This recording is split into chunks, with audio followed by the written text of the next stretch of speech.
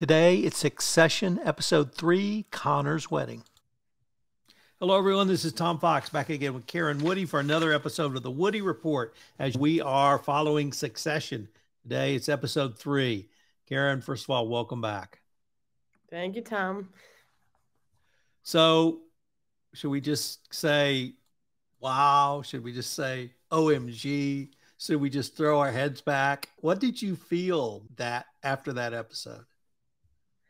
I don't even know how to put that into words. That is, I think, one of the best hours of television I have ever seen. There are a few that also jump to mind that I've seen in commentary that other people have referenced. I think is right. I think the Ozymandias episode of Breaking Bad, maybe like the Red Wedding, other huge episodes out of Game of Thrones or things like that. But this was and just even the surprise factor of all of it, it was genius. And then that's not even getting into the acting but it was a spectacular hour for sure.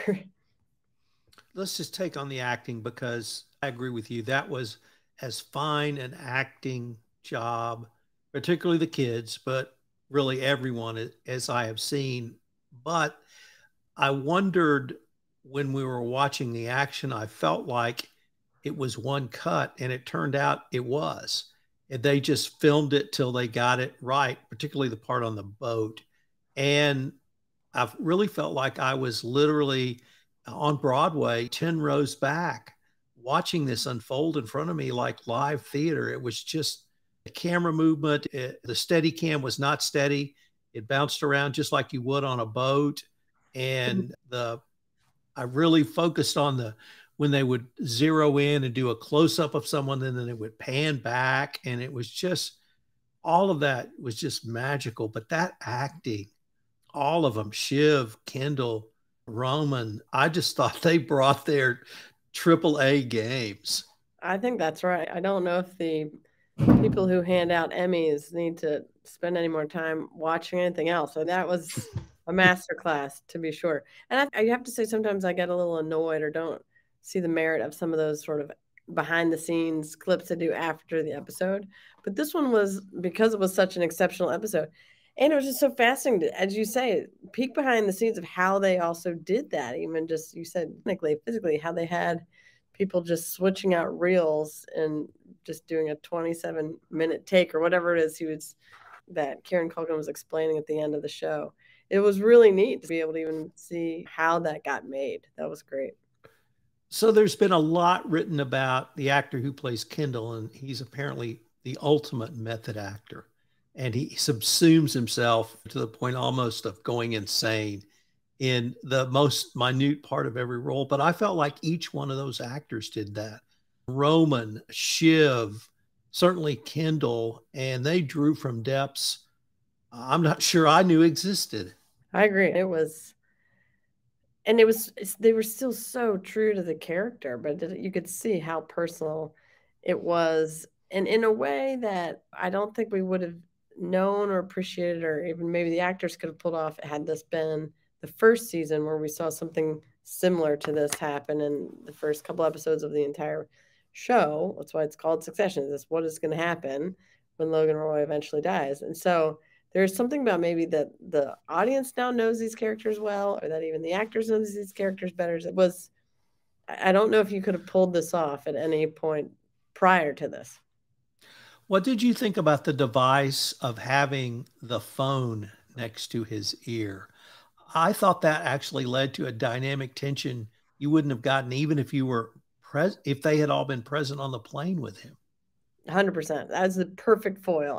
Whoever wrote this should, I hope they are recognizing that that was, like you said, just such an perfect way to have this quasi privacy, but not, and to be able to have a moment of saying your last words to your father, maybe. I did think it was brilliant how we never really see what happened to Logan. I kept rewinding me, like, what did I miss? No one knew. So we were all sort of the kids of not totally understanding if this was happening or real.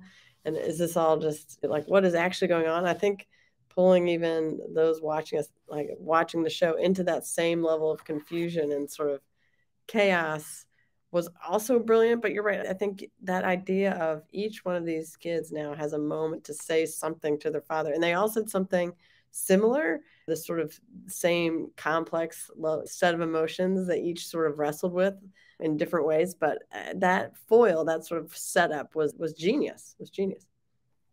What about Connor? You have to say he's probably thinking, this is perfect. This is exactly how my wedding day would be going. Willa, she seemed to be able to stand above it. But one of my top lines is Connor and his response to that. Did you think his, first of all, the acting, but second was the actor honoring Connor's character at that point? Yeah. I don't know. Obviously, the death was surprising for Connor, but you already were feeling for Connor because you knew Logan wasn't coming either way to his wedding, and he's so slighted at every turn. And so you're right. I think I know what line you're probably referencing, and it was on point. I was surprised that he said that outright so quickly in the sense that it does seem like I wasn't how sure how in touch with himself he was of recognizing that that's his initial emotion. But maybe over the arc of this, he has started to realize, like all these kids, they're just hustling so hard to get their father's approval or not or whatever it would be. But for him, it seems like it's always a little bit harder for him for that to be as transparent as it seemed in that scene. But maybe that was the moment where he just all of a sudden realized, wait a minute, I'm so stressed about this guy and he already was probably not even coming. So, a couple of other things about the wedding sequence, the cake. That drew as emotional reaction as I think as I have ever seen from Connor. Mm. And he objects to a cake being cut open, the wedding cake being cut open, because it has triggered memories of what happened to him when Logan had his mother committed to an insane asylum. They fed him cake, super sweetened cake, basically drug him up as you would a little kid. And I also actually thought back to Marcel Proust, Remembrances of Things Past, where he writes this lovely scene around smelling a French tart and taking him back to his childhood. And they were able to incorporate that and obviously went in a different direction. But to me, that was an incredibly powerful scene. It was really, I was shocked they went that deep, especially on such a lighthearted day. Surprised by that. But one thing I have always thought was an interesting choice done by this or made by the people who are creating this show is that there aren't any flashbacks. You don't see scenes of the kids as with different actors from years ago, but there is still so much information and so much pulled forth of what their childhood did look like or seem like just in dialogue like this or even just references that I don't know if you need to do a flashback and show that scene or because it's artfully described in a way that's actually weirdly more painful than if you had seen that played out through some sort of a flashback foil. And so that was really hard. That was a hard moment. And for Willa to realize it when the brothers are explaining to her why this is probably what's triggering him. It was a very emotional episode for sure. So, what about later after the three main siblings leave the boat and Willa and Connor are together? He basically asks her, are you marrying me for my money? I thought her answer was a little ambiguous. You might have different views on that. And then I was really intrigued with his question, which is number one on the question of all males. If I don't do this today, are you going to leave me? And her response was not today. And when I first heard the line, I went, this ain't long for life. But then I thought maybe she's saying, of all the days you've gone through, I'm not going to leave you today because I recognize you need me in some emotional way. Or maybe she was being a little more charitable, but how did you see that? Those kind of that dialogue play out? Yeah, I actually thought that scene was another masterclass of acting for her because you can watch almost on her face all of the different thoughts that seems like she's having this moment where she wants to maybe lie to him and say, I definitely love you. But the fact that she chooses a fairly honest answer of saying this is security or safety money has some role in this. She's not she's being honest. And so I actually think it's a moment where I thought it was really impressive acting to see how all the tension you can almost watch go through her mind. But I agree with you. I think she was actually being really sweet. I think she ended up deciding that he almost, even for herself, that he's a good guy. I feel like you almost watch in real time her say, maybe this is a great thing to do. But you're right. When I saw that scene, I wasn't sure which way it was going. So when you saw the cut to them actually going ahead with it, that was reassuring, but I wasn't sure we were heading in that direction during that scene. I agree with you on that. And then I found the actual wedding scene really touching. They had to have less than 10 people there. Um, I have multiple marriages, so I've done big ones, I've done grand ones, and I've done little ones. And a little one can be a very beautiful wedding. And so that meant a lot to me, but it also meant a lot to me for Connor that he went through with it and he Yeah, didn't put especially it when the off. whole thing was even promised upon it being a splashy, press was there. This was more about his presidential run than it was the wedding itself. And for that to then be the outcome, it's already Shakespearean in its own way on that one arc of the story. Let's switch over to some other angles this episode took, because as we know from all episodes of Succession, all business is personal and all personal is business. And we're both lawyers. When my father died, I immediately thought, okay, let's get our estate in order. What do I need to do? Where do I need to go? What do I need to get? How do I need to file it? So that didn't in any way to me seem unreasonable or maybe unfair, but there was clearly a lot of planning going on here. So let's step back and talk about Jerry, because Logan wants to fire her at the start of the episode. I suppose as chairman of the board, he can summarily terminate her because she's the CEO of the company, technically, for whatever that's worth. But he sends Roman to tell her she's going to be let go. And of course, he botches the whole thing. But after it's confirmed, they, or at least believe Logan's died, I saw her step back into a CEO mode and start to catalog in her head all of the things that had to be done. Do you think there was any way that conversation with Roman effectively terminated her, or is she still CEO? No, I think she's still at the company. I'd forgotten that she was CEO. I thought she was still just general counsel, but you're right. I think she was stepping in as acting. No, I don't think that was an official act by any sense. And what's amazing is that there aren't many other people who know about that. I guess Tom and Carrie. And so that's going to play into future episodes of exactly your question is, did that actually effectively terminate her? And the people who know that wasn't the wishes of the, it's all going to think unfold and be messy, which is the point of the show. And so I think that will be a really interesting wrinkle. Everybody's sort of doing a little bit of a song dance after this news comes out. It was pretty amazing to watch. And it's what we talked about last episode about how there's so many other stakeholders, if we want to call them that, other people that are somewhat on the periphery that have a potential major role and potentially could throw their hat in the ring to run the company next. And we'll start to see them all come out of the woodwork.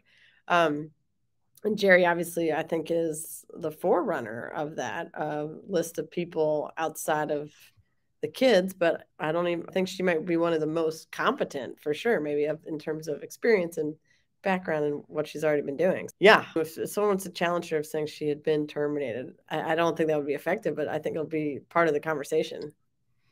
I have assumed that the Roy family, either through trust or direct shareholdings, owned a majority stake in this public company. And I'm assumed it's a public company. So, as a public company, obviously reporting obligations and material adverse events have to be reported. So, they do have to announce his death.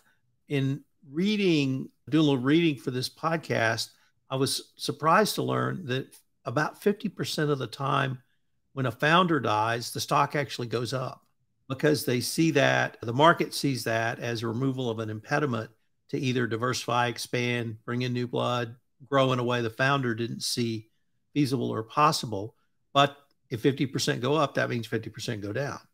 And I can't remember what happened after to Apple after Steve Jobs passed away. But any thoughts on that legal requirement? Does it have to be immediately?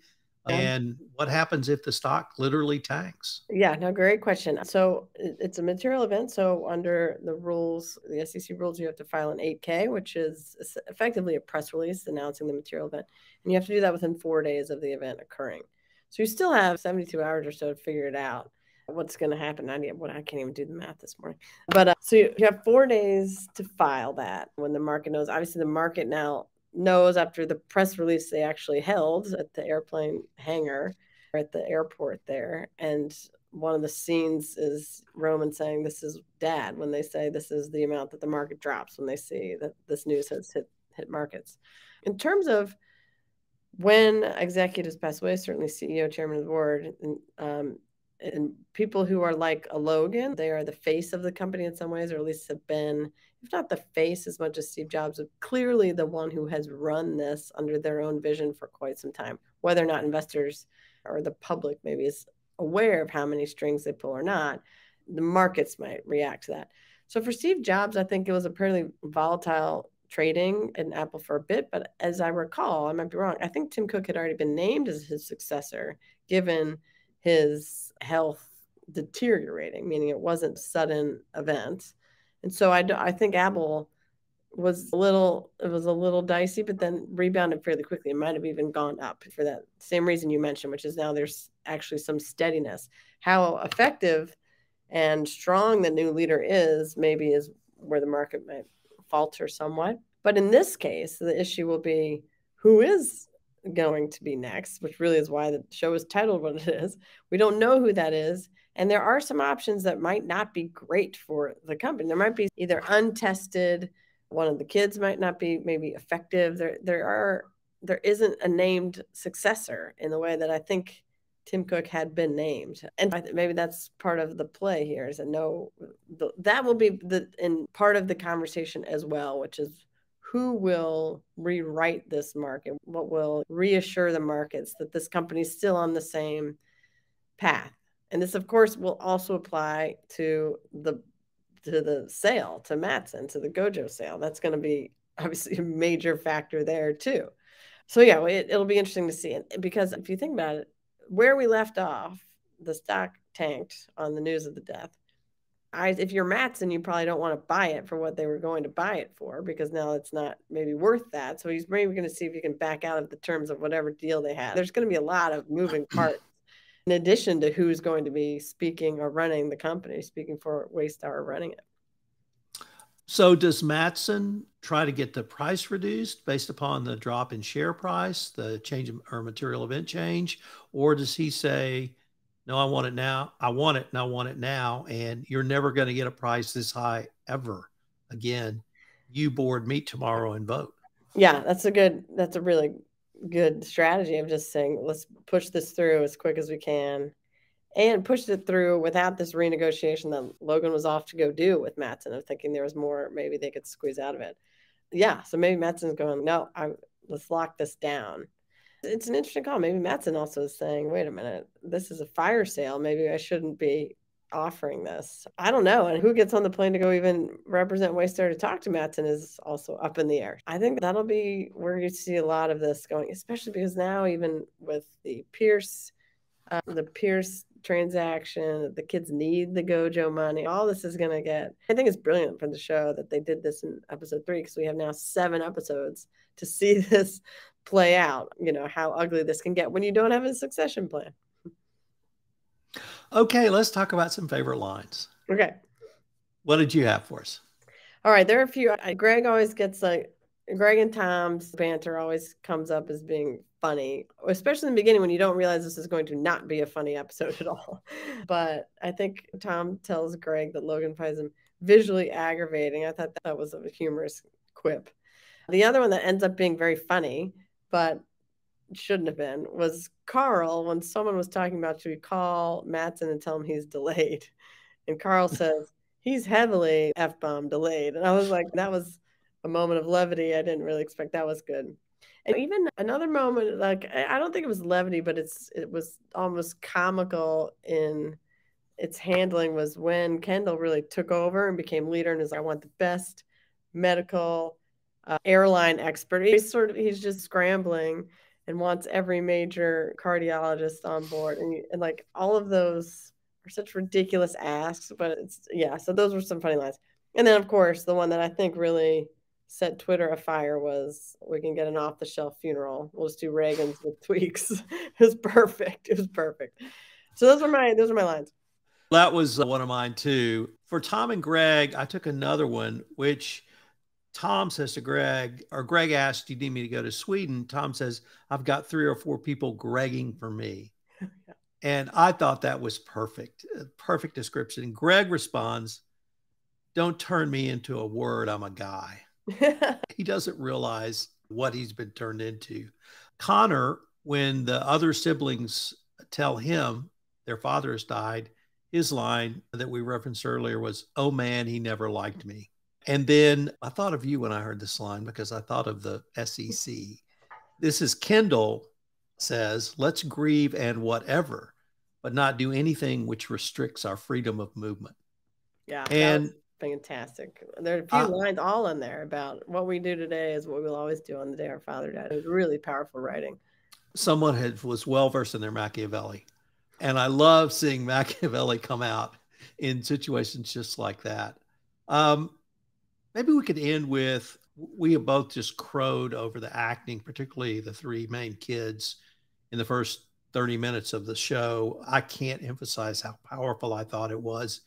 But I saw each one of them break down into really their base characters. Like Roman, I thought just turned into a crying child. He sat on the floor. He couldn't even sit in the seat. And he couldn't remember if he talked to his father or not. Shiv, I thought, said the most poignant thing to her father when she said daddy. Yeah. And I'd never heard her call him daddy. And I have to hark back to my sister, who very rarely used that term. He was always dad. And when she said daddy, everybody paid attention, because something important was about to be said. Either she wanted something, or she was hurt, or something.